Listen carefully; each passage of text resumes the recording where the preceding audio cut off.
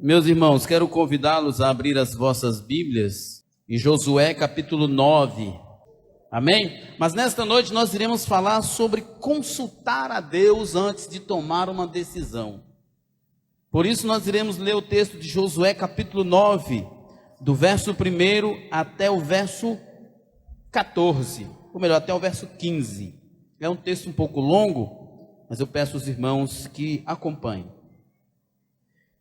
E souberam disso todos os reis que viviam a oeste do Jordão, nas montanhas, na Cefelá, e em todo o litoral do Mar Grande, até o Líbano. Eram os reis dos hititas, dos amorreus, dos cananeus, dos ferezeus, dos heveus e dos jebuseus. Eles se ajuntaram para guerrear contra Josué e contra Israel. Contudo, quando os habitantes de Gibeon, que são os heveus, souberam o que Josué tinha feito com Jericó e Ai, recorreram a um ardil. Se os irmãos estiverem com lápis e caneta, pode marcar essa expressão, um ardil. Enviaram uma delegação, trazendo jumentos carregados de sacos gastos e vasilhas de couros velhas, rachadas e remendadas. Os homens calçavam sandálias gastas e remendadas e vestiam roupas velhas. Todos os pães dos suprimentos deles estavam secos e esmigalhados. Foram a Josué no acampamento em Gilgal e disseram a ele e aos homens de Israel: viemos de uma terra distante, queremos que façam um acordo conosco. Os israelitas disseram aos heveus, gibeonitas: talvez vocês vivam perto de nós, como poderemos fazer um acordo com vocês? E eles disseram: somos seus servos. Josué, porém, perguntou: quem são vocês? De onde vocês vêm? E eles responderam: seus servos vieram de uma terra muito distante, por causa da fama do Senhor, o seu Deus, pois ouvimos falar dele, de tudo o que ele fez no Egito, e de tudo o que fez aos dois reis dos amorreus, ao leste do Jordão, Seom, rei de Esbom, e Og, rei de Bazã, que reinava em Asterote. E os nossos líderes e todos os habitantes da nossa terra nos disseram: juntem provisões para a viagem, vão encontrar-se com eles e digam-lhes: somos seus servos, façam um acordo conosco. Esse nosso pão estava quente quando embrulhamos em casa, no dia em que saímos de viagem para cá, mas vejam como agora está seco e esmigalhado. Essas vasilhas de couro que enchemos de vinho eram novas, mas agora estão rachadas, e as nossas roupas e sandálias estão gastas por causa da viagem. Os israelitas examinaram as provisões dos heveus, mas não consultaram o Senhor.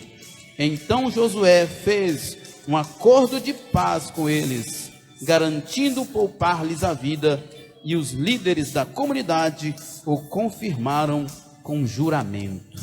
Amém? Podeis assentar, meus irmãos? Eu prometo que eu não vou demorar, mas eu queria convidá-los a abrir a Bíblia mais uma vez, agora em Êxodo capítulo 20 e verso 29, para nós fazermos uma conexão com esse texto. Êxodo capítulo 28 e verso 29, Êxodo capítulo 28 e verso 29, segundo livro da Bíblia, irmãos, bem pertinho, bem fácil, ou se você preferir, pode consultar o texto no seu telefone, que você deve ter um aplicativo da Bíblia, tem que ter, para as emergências. A gente não anda com a Bíblia impressa na mão, mas o telefone tem sempre aquela Bíblia offline, nem que você pode consultar o texto sem precisar de internet. Êxodo capítulo 28, verso 29, diz assim, toda vez que Arão entrar no lugar santo, levará os nomes dos filhos de Israel sobre o seu coração, no peitoral de decisões, como memorial permanente perante o Senhor. O verso 30, ponham também o Urim e o Tumim no peitoral das decisões, para que estejam sobre o coração de Arão, sempre que ele entrar na presença do Senhor. Assim, Arão levará sempre sobre o coração, na presença do Senhor, os meios para se tomar decisões em Israel. Amém? Glória a Deus. Antes de nós irmos lá para a história dos Gibeonitas, vamos só aprender um pouco sobre esse texto. Aqui está falando de uma indumentária da roupa do sumo sacerdote, o peitoral da roupa do sumo sacerdote. Ele tinha várias pedras preciosas, vários bordados, e era exigido que o sumo sacerdote, quando estivesse na presença do Senhor, no Santo dos Santos, entrasse com esse peitoral.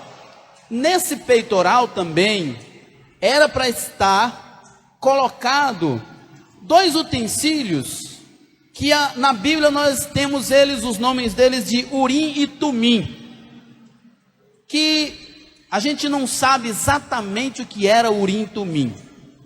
Não tem uma tradução literal das palavras Urim e Tumim. Eles expressam muito mais uma ideia.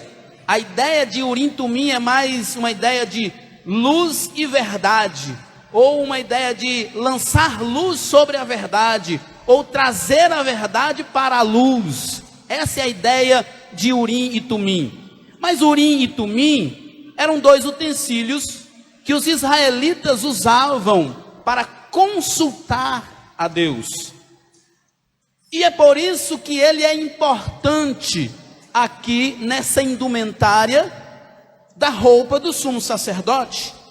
Segundo alguns especialistas, esses dois objetos eram colocados no peitoral, mais à esquerda, para o lado do coração, justamente para que, quando Arão, ou os sumos sacerdotes que viriam, entrasse na presença do Senhor, estivesse no coração e no ideário do sumo sacerdote e de todo Israel, que para se tomar decisões em Israel, precisava antes consultar ao Senhor de todo o coração. É muito interessante quando nós olhamos para esse texto, porque aqui nós estamos vendo a nação de Israel sendo criada, nós estamos vendo a religião de Israel sendo desenvolvida, o culto sendo estabelecido e as leis sendo promulgadas. E é tão importante isso aqui, Deus está dizendo para o sumo sacerdote, para Moisés, que era o regente do povo naquele momento, e para todo o povo, que não se podia tomar decisões em Israel sem consultar o Senhor. Que isso estivesse na mente e no coração, por isso estava no lado esquerdo do peito de Arão. Isso estivesse cravado na consciência, na alma de cada israelita, de cada líder, que nenhuma decisão, seja ela pela nação, ou seja ela individual, se deveria ser tomada sem consultar o Senhor. Essa é uma realidade que nós vemos, né? Nós estamos ali com o desafio da leitura da Bíblia, né? Eu e minha esposa estamos lendo a Bíblia, a gente começa a descobrir, apesar de já ter lido o livro várias vezes, tanta coisa nova. E é interessante que, quando especialmente você lê o livro de Números, apesar desta lei, o que o povo mais fazia era tomar decisões sem consultar o Senhor. Parece que quando Adão e Eva pecou, foi colocado na natureza humana uma disposição de rebeldia, de ignorar a Deus, de querer fazer as coisas por si só, que é uma coisa que não tem precedente no ser humano. A história de Israel é uma história de um conflito do povo com Deus. De Deus chamando o povo para a obediência, de Deus dizendo para o povo, me convidem para a vida de vocês, e do povo virando para outro lado.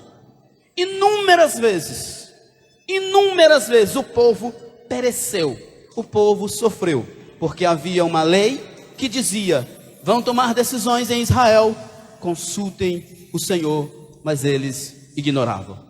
E aqui agora nós vamos ali para Josué. Josué está em franca campanha de conquista da terra de Canaã. Moisés morreu e Josué assume o lugar de Moisés como líder de Israel. E Josué não é um líder amador, irmãos, não. E ele não é um líder devasso, mundano também não. Josué, segundo o que o texto bíblico nos mostra, ele acompanhou Moisés desde o momento que Israel saiu do Egito. Ele foi o fiel escudeiro de Moisés, ele foi o Eliseu de Elias, aquele que estava ali para tudo. No momento que Deus deu aqueles 70 anciões do seu espírito, e eles profetizaram, e ficou um lá no arraial ainda, e profetizou, e Josué viu, e ele não gostou nem um pouco. E ele foi lá onde Moisés e disse, o que é que eu faça ele parar? E Moisés então disse, tem ciúmes por mim, Josué? Quem dera se todo o povo fosse profeta. Sabe como é maravilhoso esse texto? Quem dera se todo o povo fosse profeta. Nós já estudamos sobre os profetas. O profeta era um homem absolutamente um homem de Deus. O profeta, ele não tinha um ministério que era comissionado pelo rei ou pela religião.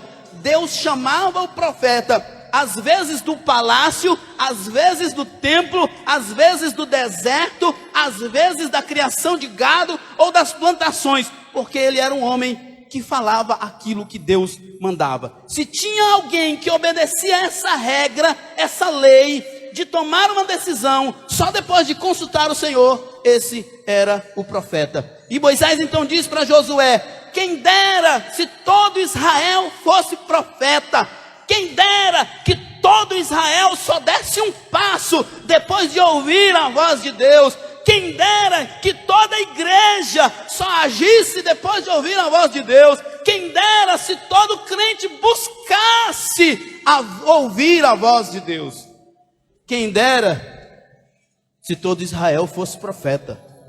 Josué estava ali, fiel escudeiro.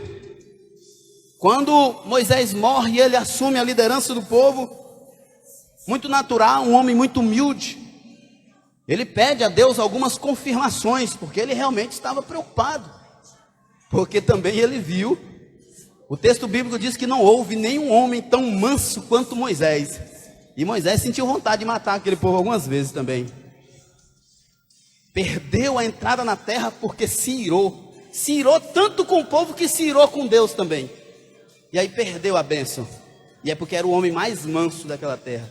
Então Josué já estava preocupado, e ele não era lá tão manso assim, ele era um homem de guerra, ele era um soldado, ele era um homem que se Moisés falasse puxa a espada, ele puxava a espada, e ia para a guerra, ia para a briga, mas era um homem que quando começou o seu ministério, ele aprendeu com Moisés, que as decisões se tomavam consultando o Senhor. E aqui nós vemos um erro de amador. Um erro de amador. Deus diz para o povo, através de Moisés, os que estiverem na terra de Canaã, vocês destruam todos. Quem estiver fora de Canaã, se acontecer uma ameaça de guerra, vocês podem fazer uma aliança. Rapaz, eu não sei de onde os gibeonitas sabiam disso. Mas eles sabiam. ou pelo menos eles eram muito espertos nisso, que quando Josué entra na terra de Canaã, o Jordão se abre, as muralhas de Jericó caem, e aí nós vemos que o grande líder começa a perder um pouco o fio da meada. Isso é muito natural, irmãos. A gente se cansa na caminhada, nós somos humanos. A primeira falha de Josué foi: nós temos ali a cidade de Ai, é uma cidade pequena, e ele diz: mande um espião até a cidade de Ai verificar como é a cidade.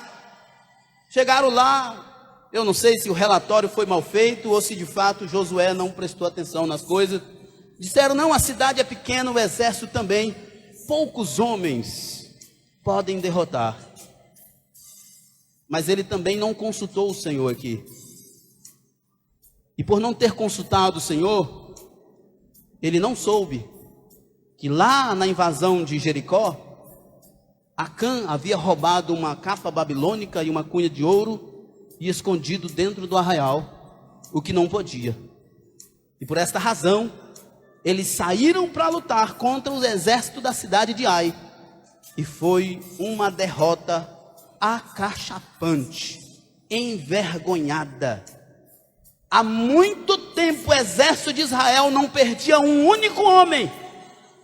E eles perderam mais de 30 nesse dia. Porque eles começaram a relaxar no seu ministério, na sua missão. Obrigado, Célio. E eles então continuam a sua jornada. E os gibeonitas ficaram sabendo de todos os feitos extraordinários que Deus fazia através de Israel. E eles então tiveram uma ideia: vamos nos preparar. Como eu disse, não encontrei na Bíblia o porquê que eles tiveram essa ideia, mas eles tiveram justamente a ideia que era a única possível para se fazer o acordo. A lei era, a ordem de Deus era: todos que estiverem dentro do território de Canaã, matem todos. Mas quem estiver fora, se tiver uma animosidade, uma ameaça de guerra, e vocês quiserem fazer um acordo de paz, podem fazer. Os gibeonitas então se aprontam. E como eu pedi para os irmãos marcarem aí no verso 4, eles recorrem a um ardil, a uma intenção maldosa, enganosa. Irmãos, percebam que os gibeonitas aqui, eles são inimigos. Eles são inimigos. E eles decidem fazer um acordo de forma muito sorrateiro com Israel. E eu fico sempre lembrando que a primeira vez que Satanás enganou um humano, ele chegou de forma bem sorrateira também no jardim. Isso me faz lembrar e refletir, irmãos, que as ciladas do diabo não são com trovões,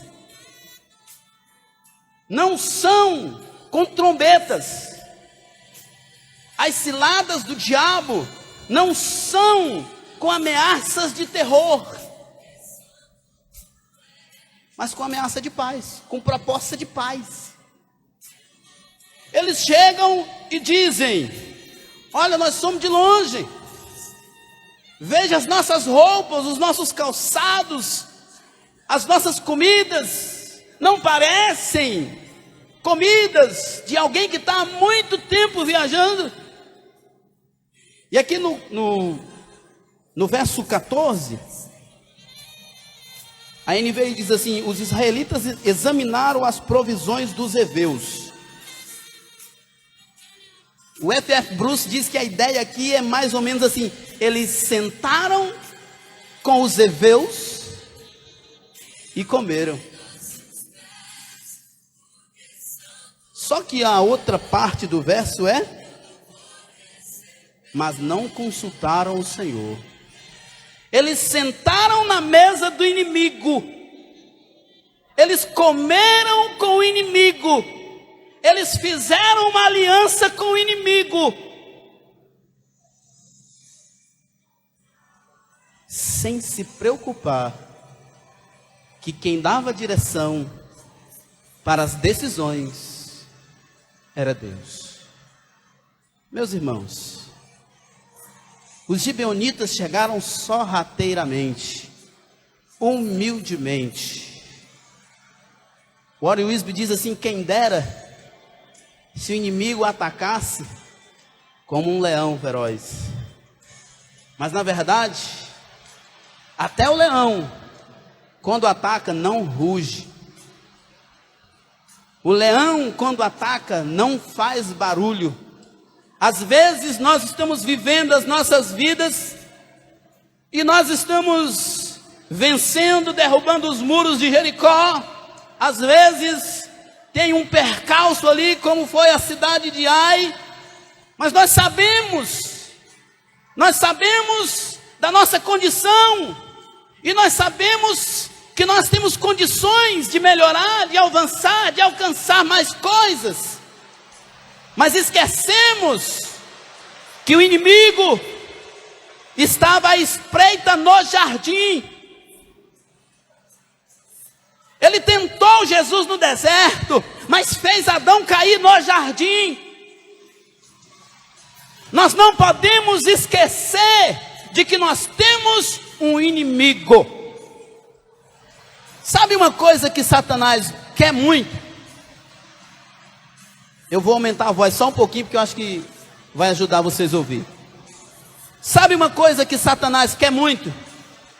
É que as pessoas não acreditem na existência dele. Está dando para ouvir? O diabo não quer que você, ou que as pessoas, acreditem na existência dele. Por quê? Porque ele é inimigo. E se eu não acredito que ele existe, não existe inimigo. Se não tem inimigo, então eu não me preparo para a luta. Podem olhar, por exemplo, para a invasão da Rússia à Ucrânia. Vladimir Putin invadiu a Ucrânia e a Europa ficou de mãos atadas pelos seus acordos. Desde a última grande guerra, a Europa nunca mais se preparou para uma guerra, porque eles não acreditavam que haveria outro inimigo. Eles acreditavam que o período das guerras na Europa haviam cessado, não havia mais inimigos, não precisava mais treinar exércitos, não precisava mais estar preparado para a guerra. Faz-se acordo aqui, acordo ali. Mas sempre tem um inimigo à espreita. Sempre tem um inimigo querendo armar uma cilada para nos derrubar. E os gibeonitas, eles não chegaram com espadas.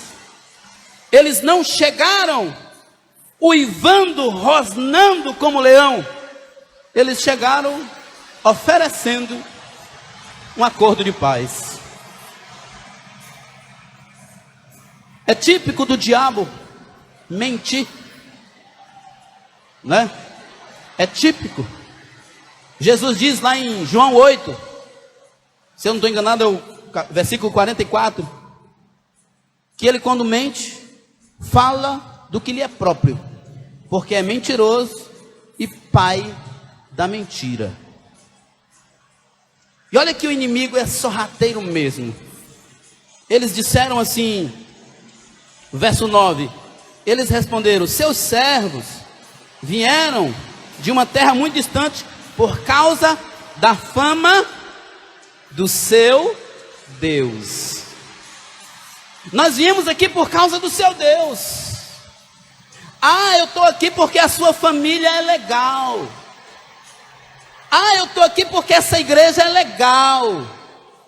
Ah, eu estou aqui porque trabalhar na sua empresa é legal. Ah, eu estou perto de você porque você é uma pessoa legal. Cuidado. Cuidado. Vocês estão me ouvindo ainda? Temos que ter cuidado quanto às nossas decisões. Temos que ter cuidado quanto às nossas alianças. Eles então fizeram uma aliança com os gibeonitas. E olha só o que aconteceu. A primeira tragédia.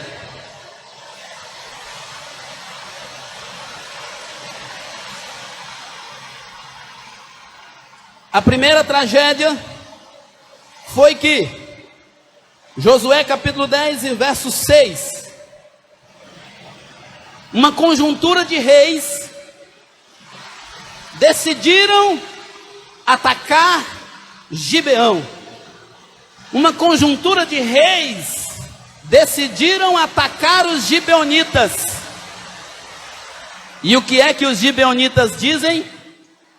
Josué, temos uma aliança com você, Josué. Nos socorre. E aí? Foi feito um juramento pelo nome de Deus, que eles seriam amigos. Eles sentaram juntos, eles comeram juntos, partilharam a mesa. Foi feita uma aliança. E agora Josué não pode voltar atrás.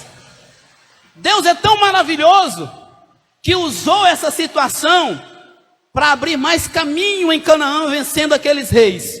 Mas olha só a situação que eles enfrentaram desnecessariamente, porque tomaram uma decisão sem perguntar para Deus. E isso não é uma coisa simples, irmãos. Era lei. Era algo tão importante, que isso estava na roupa do sumo sacerdote, que era a figura mais importante da religião judaica, de que as decisões deveriam ser tomadas a partir de uma consulta a Deus. Mas se faz uma aliança, algo tão sério, sem orar, sem jejuar. Eu estou ali, eu mais a Ruth, a gente está finalizando o ano, né? É tanta ideia para o ano que vem, é tanto plano, e às vezes a gente ora, nem apresenta o Senhor, mas às vezes a gente quer tanto aquilo, pastor, que a gente fica assim: ô Senhor, se não for da tua vontade, transforma em tua vontade. A gente pede, a gente apresenta a Deus, mas com o coração apertado. E se Deus dizer não? Eu quero tanto. Cuidado. Quando Satanás veio enganar Adão e Eva, ele não veio trovejando, ele veio sorrateiramente. Ainda fez uma pergunta: é verdade que vocês não podem comer de fruto nenhum aqui? Aí Eva já se sentiu ofendida, né? Não, nós podemos comer de tudo, exceto de uma. Mas é óbvio que a serpente ia dizer o quê? Quer dizer que Deus proibiu vocês de comer de tudo isso? Ah, não é justo. Não é justo vocês aqui olhar para tanta doçura. Assim é o nosso coração: Senhor, eu quero tanto. E a serpente está lá: queira mais, queira mais. E a gente, influenciado pelo inimigo muitas vezes, pelas circunstâncias, vamos em frente, sem consultar o Senhor.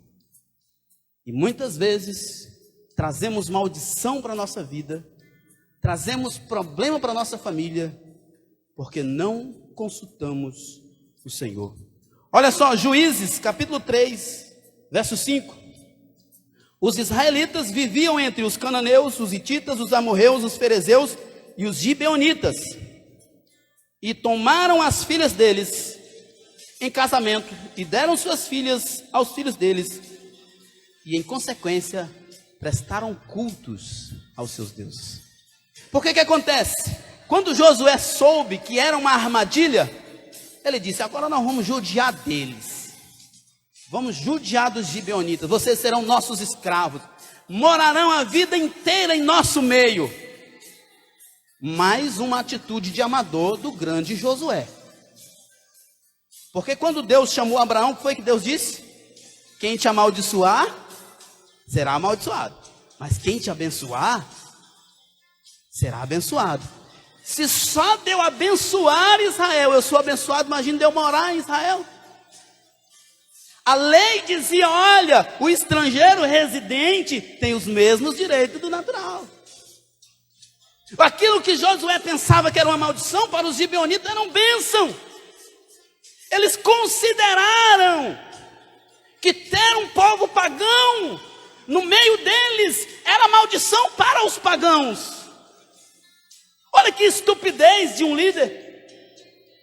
Olha que estupidez de alguém que não consultou o Senhor.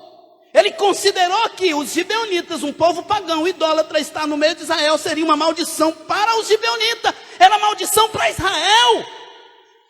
Como que eu aceito o mal, o pecado na minha vida e vou achar que não tem problema? Que eu posso inclusive usufruir disso? Porque os gibeonitas se tornaram carregadores de água e tiradores de lenha para os serviços no templo. Mas em consequência,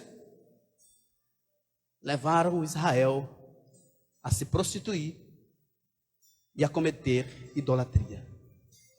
Irmãos, essa aliança, para nós terminar, era algo tão sério, que lá em 2 Samuel, capítulo 21, verso 1, diz que Deus castigou Israel com 3 anos de seca. Sabe por quê? Porque Saul matou os gibeonitas. Porque Saul deu a louca, ele já era meio doido mesmo, e disse: eu não quero mais esse povo aqui. Não interessa que Josué tenha feito essa aliança, eu vou tirar. E Deus disse: não, meu amigo, jurou pelo meu nome, e agora vai quebrar esse juramento assim gratuitamente, sem consequência? Não. Você está vendo como que é perigoso uma aliança? Você está vendo como que é perigoso e como se perpetua esse mal quando nós agimos sem consultar a Deus? Os gibeonitas pediram que várias pessoas da família de Saul fossem entregues a eles, para que eles matassem e que a matança fosse cessada, e assim o juízo de Deus cessou. Mas enquanto Israel foi nação, os gibeonitas estavam lá, e era uma pedra de tropeço para eles. Irmãos, a nossa reflexão nesta noite: nós estamos findando um ano, e é natural que a gente sempre faça reflexões. A gente diz: poxa, se eu tivesse tomado aquela decisão, talvez teria sido melhor. Será? Esse ano eu vou tomar essa decisão, mas será que ela de fato é melhor? Consulte o Senhor. Nós temos aqui uma lição para nós. Não tome uma decisão sem consultar o Senhor. Que decisão, Melk? A de levantar, por exemplo. A de levantar de manhã. Às vezes a gente levanta e parece que a gente nem é crente. Parece que não tem nenhum Deus a quem devemos reverência. E a gente coloca culpa em tanta coisa.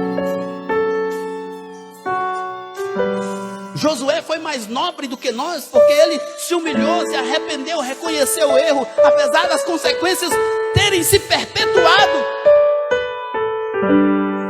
Que nós às vezes colocamos culpa em muitas situações e esquecemos de consultar o Senhor. Temos decisões importantes nas nossas vidas. Temos decisões importantes. Eu não estou dizendo, irmãos, que uma vez Deus aprovando, não haverá adversidades. Não é nada a ver com isso. Mas eu tenho certeza que se Deus aprovar, Ele estará conosco na adversidade. Se Deus disser sim, como foi quando os gibeonitas convocaram Josué, Josué então consultou ao Senhor, e o Senhor disse: vai, Josué, vai, que eu vou dar a vitória para Israel. E a Bíblia diz que quando eles chegaram lá, essa confederação de reis ainda não havia atacado os gibeonitas, e Josué mal conseguiu atacá-los, porque o Senhor mandou pedras de granizo do céu e matou todo aquele exército. Quando consultamos o Senhor, não significa que não vai haver luta, não significa que não vai haver batalha, mas significa que vai haver vitória. Vai haver vitória. Eu não sei quais são os seus planos para 2024, mas eu quero com essa palavra lhe despertar a consultar o Senhor, a apresentar ao Senhor: Senhor, para onde irei? Qual caminho tomarei? Qual decisão tomarei? Eu tenho me desafiado, irmãos, a fazer isso, porque não é possível. Não é possível que a gente viva tantos anos caminhando para a igreja e dando com a cara no muro por tomar decisões baseadas nas nossas próprias convicções e não naquilo que Deus nos diz. Deixa eu dizer uma coisa: a primeira regra do consultar a Deus aqui já estava escrita na lei. Então, quando eu estou falando para você consultar a Deus, eu não estou dizendo para você esperar uma revelação nova, não. Ore e leia a sua Bíblia. Aprenda a consultar a Deus em oração e na sua palavra. O profeta Oséias disse que o povo de Deus estava perecendo porque lhe faltava conhecimento de Deus. E a ideia ali é tanto de conhecimento no sentido quantitativo quanto qualitativo. O povo tinha um conhecimento minúsculo e paupérrimo de Deus, porque não buscavam a Deus, não consultavam a Deus, não oravam a Deus e não liam a sua lei. E eu não estou aqui pregando para os irmãos como alguém que faz isso com maestria. Eu estou me desafiando a viver para Deus. Eu estou me desafiando a estar com a minha família nos pés do Senhor. Eu volto a lembrar das palavras de David Wilkerson. Eu não posso olhar para você, e eu não vou olhar.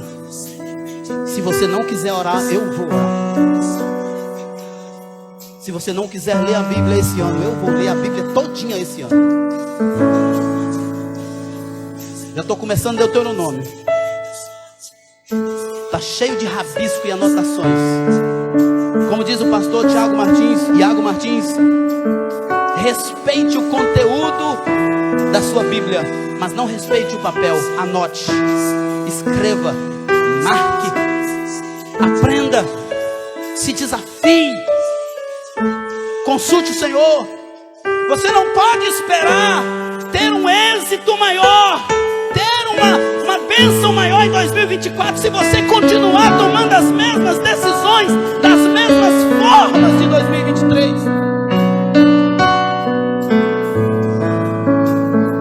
Olhe para trás, para esse ano, e veja onde você errou, aonde erramos como comunidade, que é importante.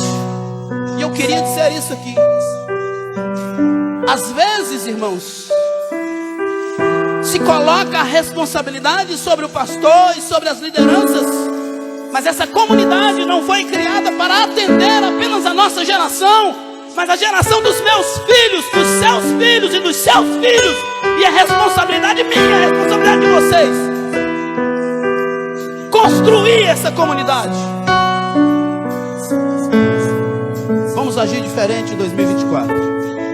Vamos consultar o Senhor.